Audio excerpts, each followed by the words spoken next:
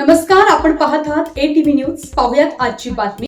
उपाध्यक्ष सुद्धा झालो आणि या राजकारणामध्ये चालत असताना वसमत विधानसभेचं पहिलं तिकीट मागितलं होतं. तुम्ही काय भेटू नाही आम्हाला. असो, वयाची आमचे जुने गुणानुबंध असणार आहे. वयाने मला 2009 साली एका प्रकरणात उपाध्यक्ष असताना तो भयानी फार मोठा रोल त्यावेळेस घेतला होता आणि मला मदत केली होती. भयानी कधीही विसरू शकणार. आणि आता सुद्धा ही युती तर आहे. भारतीय जनता पार्टी असेल, आपली राष्ट्रवादी असेल, शिवसेना असेल, ही महायुती आहे आणि आमचं कर्तव्य सुद्धा आहे की भयाचं काम करायचं आहे. आता भयाचं काम का करायचंय? भयाची दुसरी टर्म आहे.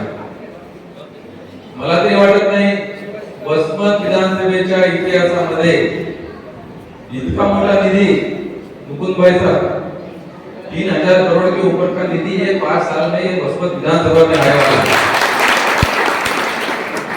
वसमत शहरातले रस्ते असतील, ग्रामीण भागातले रस्ते असतील, इरिगेशनचे कामं भयाच्या माध्यमातून मार्गी लागलेले आहेत. 2.5 वर्षाचा कोरोना काळ गेला. त्यानंतर हे 2.5 वर्षात मिळाले. खरं पाहिलं तर भया तुमचा जुना काळ कामाचा आहे नव्हता. तेव्हा तुम्ही आमच्या सोबत आले तेव्हा तुमचा सुवर्ण काढला होता असं म्हणून केव्हा पण करणार नाही. अतिशय चांगलं काम भयाचं. कधी तुम्ही 24/7 भया हे उपलब्ध असतात.